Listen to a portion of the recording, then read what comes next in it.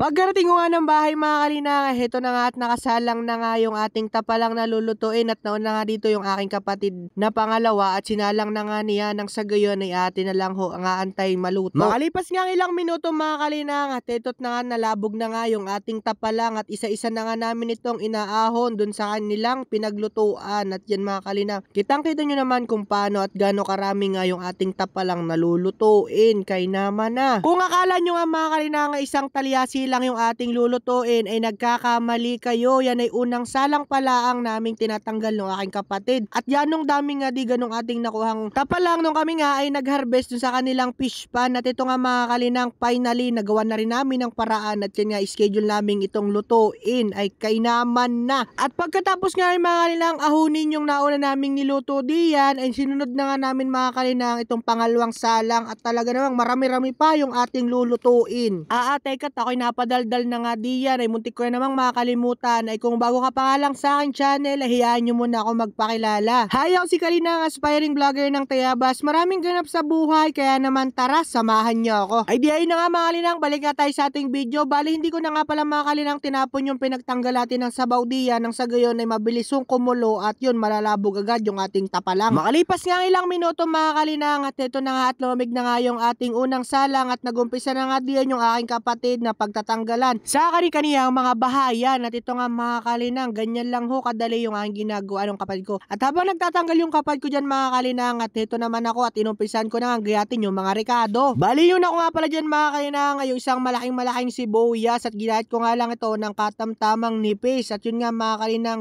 gayatin nyo lang ng ganyang kaninipis. At pagkatapos nga nyo mga kalinang, gayatin yung sibuyas ilagay natin sa isang plato at kung gagayatin na nga rin pala dyan mga kalinang, isang buong bawang nga pala yung ginamit ko nang sa gayon ay mabango at masarap yung ating lulutuin ay kailangan na. Bali pinitpit ko na nga yung mga kalinang gamit nga yung sangkalan. Ayan nga ganyan lang ginawa ko tas para madali na nga hong mahubad yung bawang sa kaniyang balat. Ganon. At makalipas nga mga kalinang ilang minuto at natapos tayo sa paggagayat ng mga rekado, ay akin na nga hong sinunod diyan mga kalinang yung ating tapalang. At yan nga mga kalinang, tapos na lahat yan, ganyan lang ho karami yung ilang planggana ay ilang talyasi na niluto. At yan nga, binudburan ko na nga diyan ang asin ng sagayon ay ating lamas-lamasi. Kaya nga pala nilamas ko yan mga kalinang na merong asin ng tanggalin yung kanyang anggo, yung kanyang amoy na talaga namang amoy lupa, amoy tubigan, ganon. Kaya nilagyan ko pa yan ng asin. Nang sa gayon mga kalinang ay matanggal yung amoy niya nga, ganon. At yan nga mga kalinang pagkatapos ko lamas-lamasin, ay atin naman itong uhugasan. Nang sa gayon ay talagang malinis yung ating lulutuing tapalang. At yan nga mga kalinang nakailang ulit ako diyang hugas, ganon. Makalipas nga ilang minuto mga kalinang nating paghuhugas, heto na nga ako at nagsalang na nga diyan ng kawali at nagpainit na ng mantika at akin na nga akong hinulog diyan yung bawang at sibuyas. Para nang sa gayon ay lobas yung kanyang aroma. At sinunod ko na nga rin mga kalinang diyan yung paminta at ayan na nga nalaglag pa yung isang plastic ay kainaman na. At nung naghalo-halo na nga mga kalinang yung aroma ng ating mga rekado ay nilaglag ko na nga din diyan yung tapalang nang sa gayon ay lumasa at umamoy na nga dito sa ating lulutuin. At yan makalipas ang ilang minuto ay ganito na nga ang kanyang itsura mga kalinang at talaga namang lumulutong-lutong na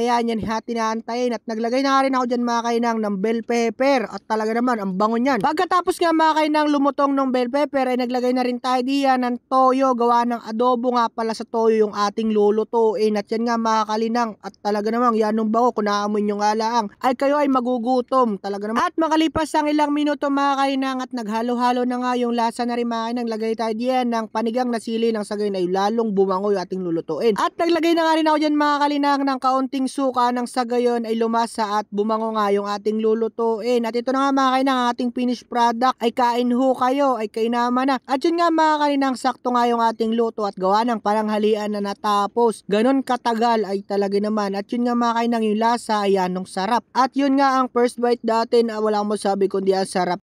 At kung nakabot ka nga hanggang dulo nating video ay huwag niyong kalimutang mag-like and share para nyo rin ako. Yun lang mga kalinang. Bye bye!